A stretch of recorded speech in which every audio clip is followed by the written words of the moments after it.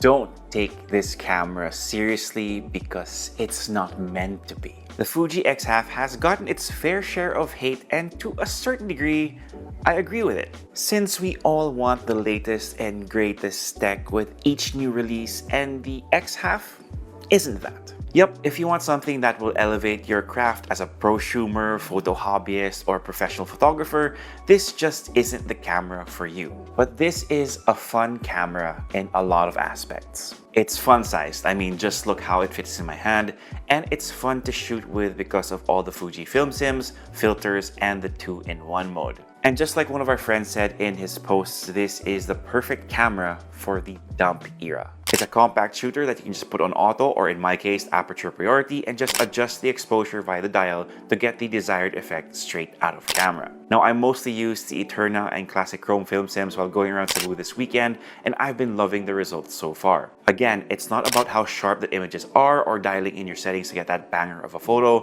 For me, it's been about the quote-unquote imperfections, capturing memories, and experimenting because I did try the whole flash and spin with a built-in flash on the X-Half.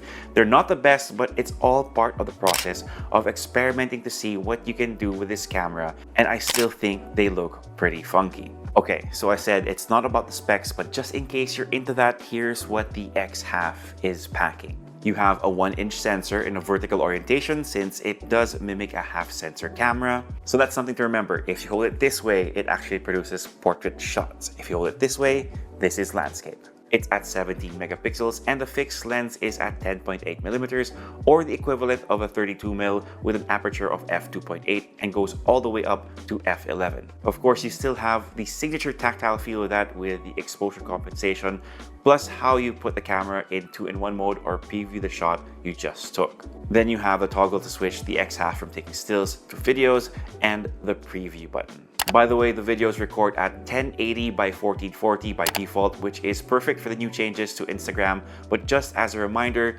there's no form of stabilization on this camera at all, so don't expect buttery smooth vids if you're walking around with this. There's also a 2.4-inch touchscreen to view your shots, and that's where you're going to be tweaking most of your settings as well. If I had one wish, I wish the screen was more responsive, but it might just be a me issue. To me, it is forgivable since most of the time I am running on aperture priority, so once I've made my tweaks, it's mostly set and forget.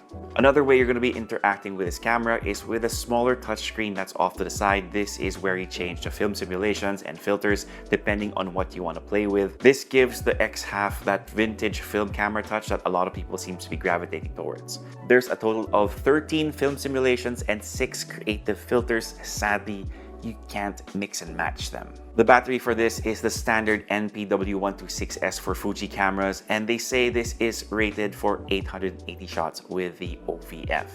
Yes, it has an OVF, but I still use the screen to frame my shots most of the time unless it is too bright out to see. So let's try to wrap this up. Is the Fuji X-Half worth it? Or I guess the better question is, who is the X-Half for? Like I said, this isn't the camera for the photo hobbyists or prosumers or professionals. This is for those who want a camera that you can easily take around and capture fun times with friends, but still want a bit of that Fuji straight out of camera vibes to separate themselves from the usual smartphone photos from everyone else's feed. Now, it is a little pricey for what you get, 44,990 pesos. So if you want a camera to grow with you and your photography skills, I advise that you look at the Fuji X-M5. Or if you want the vintage point and shoot kind of vibe that everyone's kind of gravitating towards too, there are more affordable options than this. I'd say that is the biggest weak point of the X-Half. If they were able to price this lower, then it would be easier for me to recommend. But if budget wasn't an issue, this is a really great fun camera that's easy to grab, fit into a small bag, and take everywhere. What do you guys think of the Fuji X-Half? Let me know in the comments, but that's pretty much it for me. My name is Tito James. Peace, God bless, and I'll see you guys next time.